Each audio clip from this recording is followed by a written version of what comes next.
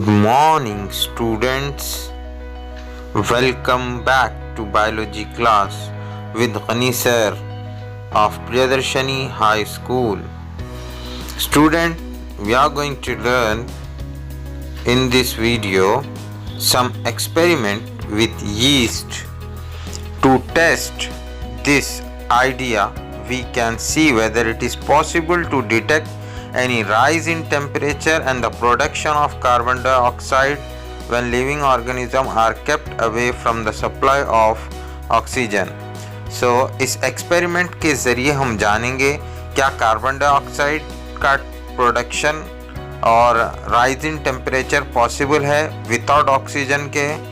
ठीक है, हमने प्रीवियस वीडियो ऑफ रेस्पिरेशन में देखा था कि aerobic and anaerobic respiration, okay, anaerobic respiration and aerobic respiration.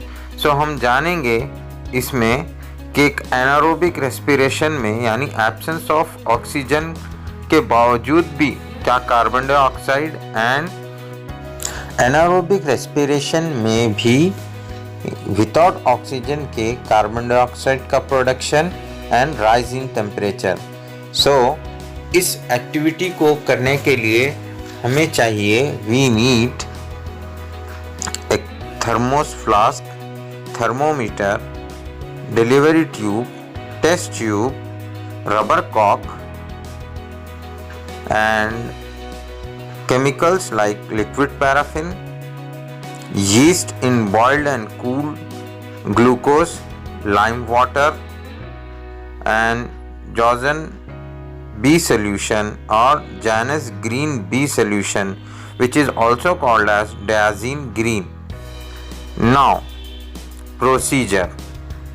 Arrange the apparatus as it's shown in the figure. एक बात बताता चलूँ स्टूडेंट्स कि यीस्ट जो है रैपिडली ग्रो होगा अगर उसे ग्लूकोज सोल्यूशन मिल जाए तो। Wild yeast are normally found growing on skin of fruit like grapes and apple, है ना। कभी कभी हम देखते हैं कि फ्रूट्स की स्किन जो है वो उसके ऊपर भी यीस्ट ग्रो हो जाता, तो वो एकदम जो है ना ख़राब दिखना शुरू आती। From which they drive their food supply. Okay, our immediate problem is to remove the oxygen from the glucose solution and yeast. Okay, so हमें ये भी ध्यान रखना है कि इस एक्सपेरिमेंट में कि जो है कहीं हमसे वो ना हो जाए ऑक्सीजन की सप्लाई अगर इसके अंदर चली गई तो फिर ये पूरा हमारा एक्सपेरिमेंट वेस्ट हो जाएगा। So be careful at doing experiment. Okay. You can also remove dissolved oxygen from glucose solution by heating it for a minute and then cooling it without shaking. ठीक है, हम ऑक्सीजन को किस तरीके से निकाल सकते हैं, उसको हीट करना है ग्लूकोज सोल्यूशन को विदाउट शेकिंग, बिना हिलाए डुलाए जो है ना उसको हम जो है हीट करेंगे तो ऑक्सीजन उसके अंदर का डिज़ोल्व हो जाएगा। Now put it some yeast, इसके अंदर थोड़ी सी ईस्ट मिलाना, ईस्ट पाउडर जिसको नॉर्मली हम उर्दू में या हिंदी में खमीर बोलते हैं। ठीक है, वो बेकरी वाले जो मिक्स करते हैं ना वो यीस्ट पाउडर। कभी हम इडली डोसा में 8th क्लास में या 7th क्लास में और फूड में हम इसके बारे में पढ़े हैं। The supply of oxygen from air can be cut off by pouring 1 centimeter layer of liquid paraffin onto the mixture. Okay, so अब जो हम फ्लास्क में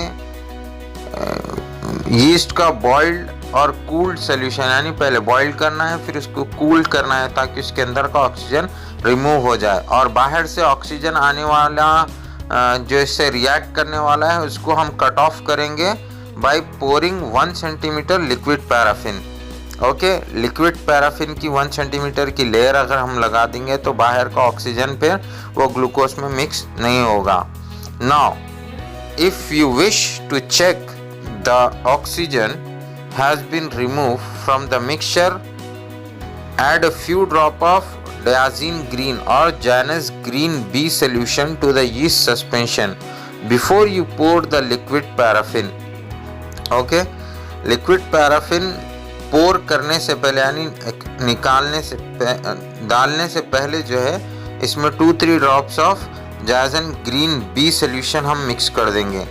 okay, this blue dye turn pink when oxygen is in short supply around it.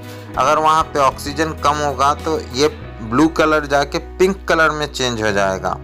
Now arrange for any gas produced by yeast to escape through a wash bottle containing bicarbonate और indicator solution. Okay, now next उसमें test tube हो या फिर कोई भी apparatus जिसको rubber Kock जो है ना आराम से फिट होता हो, जैसा कि आप डायग्राम में या फिर इस पिक्चर में देख रहे हैं, इसमें आप देंगे. और 2 रबर कॉक, एक तो फ्लास्क को, दूसरे जो है वो टेस्ट ट्यूब या फिर वो कंटेनर को हमें फिक्स करना है. एक डिलीवरी ट्यूब, ये जो डिलीवरी ट्यूब आप देख रहे हैं ये दोनों में फिट करना है हमको. इसके बाद जो भी गैस लिबरेट होगी वो इस डिलीवरी ट्यूब के थ्रू जो है ये टेस्ट ट्यूब में जाएगी. हाँ, वो टेस्ट ट्यूब में या फिर वो अपैरेटस में जो भी हम यूज़ कर रहे हैं उसके अंदर जो है लाइम वाटर होना चाहिए. सो जब गैस प्रोड्यूस होंगी तो लाइम वाटर मिल्की वाइट में चेंज हो जाएगा. किस में बच्चों? मिल्की वाइट में. So this is the proof that carbon dioxide is produced. Okay, now और एक रबर कॉक में जो है ना होल वाले रबर कॉक लेना है, जिसमें से एक में डिलीवरी ट्यूब जाएगी और दूसरे में thermometer, so that we can see the rise in temperature also. During this process or anaerobic respiration, some amount of carbon dioxide is released.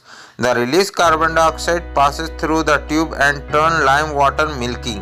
We can observe the change in temperature also during this process. Okay, you may prefer to carry out the carbon dioxide production part of experiment on a smaller scale. ये जो हम करें वो smaller scale पे using test tube. If you do, then warm them to about 37 degree in order to speed up the test. Okay, अगर हमें ये test का रिजल्ट जल्दी चाहिए तो बी केयरफुल रहते हुए जो है 37 डिग्री पे हमको ये जो है ऑर्डर स्पीड अप करना है. Okay, now what happen when baker prepare a Dove by mixing yeast in it. क्या होगा जब एक बेकर जो है मिक्स करेगा यीस्ट पाउडर, तो क्या हम नोटिस करते हैं? Okay, yeast is used to make bread dough. During fermentation, carbon dioxide is produced and trapped as a tiny pocket of air within the dough. This causes it to rise. During baking, carbon dioxide expands and causes the bread to rise further. So बच्चों, yeast powder इसीलिए mix करते bread के आटे में ताकि वो ferment हो जाए, जिसकी वजह से कार्बन डाइऑक्साइड प्रोड्यूस हो जाए. और ये कार्बन डाइऑक्साइड टाइनी पॉकेट्स बना देती है डफ के अंदर, जिसकी वजह से जो है ना वो गूंदा हुआ आटा दैट डफ राइजेस फर्दर. ओके, तो थोड़ा सा वो जो है फूल जाता है और प्लफी टाइप हो जाता है. ओके, यही रीज़न है इसकी मिक्स करने का. Next is fermentation. So student, let us recall maida dough and yeast powder activity what you preferred in class 8th in chapter the story of microorganism. Last year हम लोगों ने देखा कि the story of microorganism में किस तरीके से हम यीस्ट जो एक टाइप का फंगस है वो कैसा हेल्प करता है कि मैदा फर्मेंट हो. Okay, if yeast and sugar solution are left to stand without oxygen for some days, they develop a characteristic smell. अगर हम शुगर सोल्यूशन को और यीस्ट को मिक्स करके छोड़ दे कुछ दिनों के लिए तो एक जो है ना एक स्ट्रॉन्ग स्मेल प्रोड्यूस हो जाती है इसके अंदर, that cause by production of new compound called ethanol. और वो जो स्मेल आती है क्योंकि वहाँ पे एक नया प्रोडक्ट फॉर्म हो जाता है, वो प्रोडक्ट का नाम इथेनॉल है, which has been manufactured by yeast from the sugar. So the same type of smell you can notice from preserved idli, dosa, dough at your home. So same smell जो है हम इडली डोसे में से भी स्मेल कर सकते हैं अगर ईस्ट पाउडर इसमें मिक्स किया जाए तो. लेकिन ये स्मेल तब हम नोटिस नहीं कर सकते अगर वो चीज़ रेफ्रिजरेटर में रखी हो तो. ओके, अगर हम फ्रिज में रख देंगे तो स्मेल प्रोड्यूस ही नहीं होगी, इथेनॉल फॉर्म ही नहीं होगा, कई सारी चीज़ें जो है रिएक्शन जो है फ्रीज हो जाएंगे. So the ethanol can be separated from the east glucose mixture by the process of fractional distillation. Since ethanol boil at a lower temperature than the sugar solution. Okay, so guys, I'm giving you the project for your FA1. Collect information about fractional distillation with the help of your teacher. Not only teacher but the elders, whether your father, mother, grandparents, you can take help from your friends also or internet. Okay, I can't say library library तो बोल नहीं सकता हूँ मैं. So the project is collect information about fractional distillation with the help, okay, of your elders, friends or from internet source. Now, quite like aerobic respiration, this is a process of producing energy when there is no supply of oxygen. तो ठीक इसी तरीके से जैसा कि aerobic respiration में energy produce होती है, एनारोबिक रेस्पिरेशन में भी एनर्जी प्रोड्यूस होती है. Okay, respiration is an energy releasing pathway. ठीक है, रेस्पिरेशन एक एनर्जी रिलीजिंग पाथवे है. किस तरह देखेंगे, रेस्पिरेशन वर्सेस कंबशन. ओके, ये बड़ा ही इंटरेस्टिंग जो है ना टॉपिक है students. So Lavoisier around the late 18th century through a series of carefully performed experiments came to the opinion that respiration was a process like combustion. Okay, Lavoisier ने कहा था कि respiration भी जो है एक टाइप ऑफ प्रोसेस है जो कंबशन की तरह है. Student, do you know what is combustion? You have studied in 8th class में भी that in the burning of substance in the presence of oxygen. Okay, but combustion बहुत ज़्यादा heat release करता है. ओके, सो respiration बिल्कुल कम करता है. So he wrote in a compilation in 1783, respiration is a combustion process. Okay, respiration is a combustion process. Exactly तो हम नहीं कह सकते, but we can say because while we are breathing, inhaling और exhaling, के सांस अंदर लेते हैं और हम उसको रिलीज आउट करते हैं, तो फिर जो है ना हम एनर्जी रिलीज भी करते हैं और ऑक्सीजन इस्तेमाल भी होता है. तो लाइक कंबशन, बट यहाँ पे जो है ना बहुत ज़्यादा हीट रिलीज नहीं होती. ओके, ये बात जहन में अच्छी तरीके से रख लीजिए. It is very slow process and here oxygen is not only combined with carbon but also with hydrogen. Robinson also stated that respiration is a type of combustion. ठीक है, रॉबिन्सन ने भी यही कहा था जो मैं कह रहा हूँ कि Robinson is also state that कि रेस्पिरेशन के टाइप ही है combustion. Okay, combustion is a source of heat in animal. Okay, combustion एक सोर्स है एनिमल्स के अंदर, रेस्पिरेशन तो खुद एनिमल का एक प्रोसेस है. सो ये डिफरेंस है दोनों में. और भी ये डिफरेंस है कि हम ये एक एक्टिविटी के थ्रू समझेंगे. Okay, observing change during combustion of glucose. Observing change during combustion of glucose. Arrange apparatus. Okay, you can see the picture in your notebook or sorry in your textbook के इसमें एक ही retort stand है and test tube है, delivery tube है and एक test tube rubber Kock के साथ है जिससे डिलीवरी ट्यूब बाहर आ रही है, और जो विदाउट रबर कॉक वाली टेस्ट ट्यूब है इसके अंदर लाइम वाटर है. So when glucose burn, carbon dioxide and water are produce and energy is release at heat. जब ग्लूकोज सोल्यूशन लेना है हमें एक टेस्ट ट्यूब में जिसको बर्न करना है, ठीक है, जब ये बर्न होगा so carbon dioxide and water produce होगा, एनर्जी हीट के फॉर्म में रिलीज होगी. We know that combustion of glucose is carbon dioxide. Combustion of glucose gives us carbon dioxide, water and energy, while from respiratory equation we get the same product.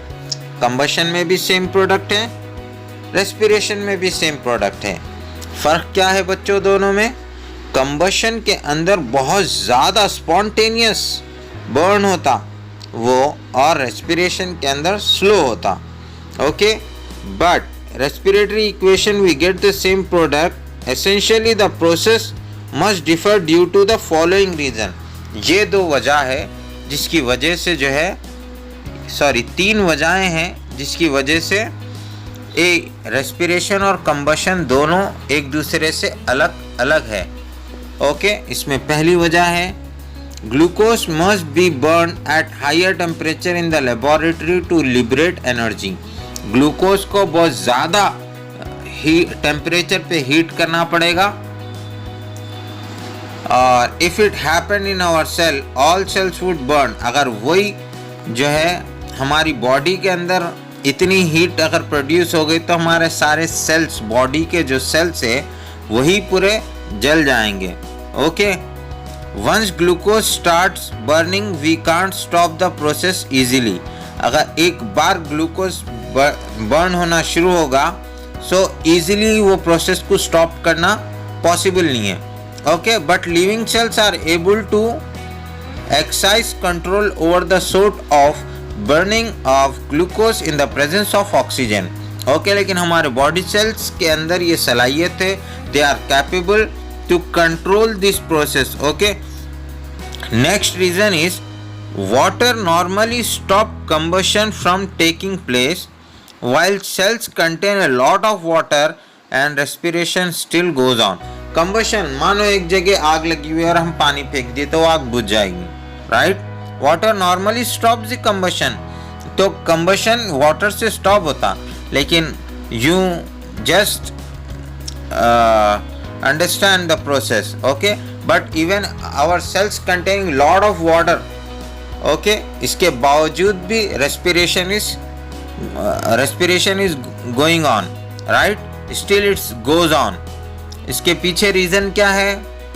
इसके पीछे reason है हमारे cells water 80 to 90% water contain करते हैं, और जो है इसके बावजूद भी रेस्पिरेशन कैरी आउट होता है, इसके बावजूद भी कार्बन डाइऑक्साइड प्रोड्यूस होता है, इसके बावजूद भी जो है हीट प्रोड्यूस होती है, लेकिन वो लिटिल अमाउंट में, उसका एक लिमिट होता है. Okay, so student, heat production by living organism. Okay, heat production was feather of burning glucose और sugar as you observe earlier. हमने देखा कि living animals and plant usually produce energy in form of heat. Heat के तौर पे जो है ये चीज़ें बॉडी से हमारे रिलीज आउट होती है. हम जैसा कि सांस को हम बाहर छोड़ते वक्त पे अगर हम हाथ सामने रखें तो we feel little warm, that is due to releasing of heat through respiration. Okay, heat is constantly lost from the body surface, thus it must be continuously generated within our body to replace what has been lost to keep the body temperature constant. इसका मतलब heat constantly loss होती है हमारी body surface से. क्यों? क्योंकि अंदर और ज़्यादा जनरेट होती विद इन आवर बॉडी. उसको रिप्लेस करने के लिए आउटर सरफेस की हीट को बाहर जाना ज़रूरी है। तो चाहे वो सांस के थ्रू हो या स्वेटिंग हो या किसी भी अंदाज में, समटाइम जो है it has been lost to keep the body temperature constant. तो कभी कभी हम कुछ ज़्यादा ठंडे हो जाते हैं, at that time our body has release much more energy. और अक्सर ये तब होता जब हम ज़्यादा रनिंग करते या फिर जो है बहुत ज़्यादा हैवी वर्कआउट करते, है ना। So student, in this topic we had covered the production of carbon dioxide and rise in temperature without oxygen, and what is fermentation, and difference between respiration and combustion, and heat produced by living organism. Okay, जो body में हमारे some part of energy stored in form of ATP, हमारी जो body के अंदर energy रहती वो ATP के फॉर्म में एडिनोसाइन ट्राइफॉस्फेट जो कि माइटोकॉन्ड्रिया के अंदर, जो कि हमारे सेल के अंदर एक छोटा सा सेल ऑर्गेनेल है, ठीक है, उसके अंदर स्टोर्ड हो जाती एडिनोसाइन ट्राइफॉस्फेट, ये केमिकल फॉर्म में, ठीक है। जब भी हमारी बॉडी को ज़रूरत पड़ती तो माइटोकॉन्ड्रिया उसको ब्रेक डाउन करके रिलीज करता और हमको एनर्जी मिल जाती। ओके, सो लैक्टिक एसिड फॉर्म होने पे हमारी बॉडी में पेन होता। So heat is also release in axis quantity, कभी कभी बहुत ज़्यादा हीट हमारी बॉडी से एक्सेस क्वांटिटी में निकल जाती। That's why we feel warm, वो टाइम पे हम थोड़े से गर्म हो जाते। If the oxygen is not sufficient during vigorous exercise, muscles start anaerobic respiration। अब हम बहुत ज़्यादा एक्सरसाइज कर लिए तो ऑक्सीजन सप्लाई ना होने की वजह से एनारोबिक रेस्पिरेशन हमारे मसल्स के अंदर स्टार्ट हो जाता है, hence lactic acid is produce. जब हम बहुत ज़्यादा टायर्ड हो जाते या कभी हम बहुत एक्सरसाइज के सो के उठने के बाद हमारे बॉडी में जगह जगह पेन्स होते, तो समझ लेना कि वो जो है लैक्टिक एसिड प्रोड्यूस होने की वजह से हो रहे हैं। ओके, तो हल्का सा मसाज या फिर वार्म वाटर अगर हम उसके ऊपर बहाएंगे तो maybe that really help you out to overcome that pain. Okay, we know that accumulation of lactic acid cause pain in muscle, so we reach normal position after some time। after some time फिर हमारा वो दर्द चले आता। कभी कभी sir भी एकदम ज़्यादा टेंशन लेने से या फिर हम बहुत ज़्यादा आवाज़ सुन लेने से हमारे सर में दर्द शुरू हो जाता, वो दर्द भी लैक्टिक एसिड की वजह से। तो एट दैट टाइम जो है हमारे घर के बड़े हमें एक ऑयल की मसाज देते, जिसकी वजह से हमारे सेल्स के अंदर जो है ना, जब हम ब्रीथ आउट करते तो ऑक्सीजन की प्रॉपर सप्लाई होके वो सेल्स तक पहुंच जाती है और लैक्टिक एसिड जो है ना वहाँ से वाइप आउट हो जाता है और हम नॉर्मल हो जाते हैं। So deep breathing help us to restore energy in our body. So दिन भर में हम जो है एक योगा का आसन है, ठीक है, जो कि आपकी रीडर के एनेक्जियर में दिया हुआ है। If we do that so that will be help us to restore energy in our body, ठीक है। So guys, for this, thank you.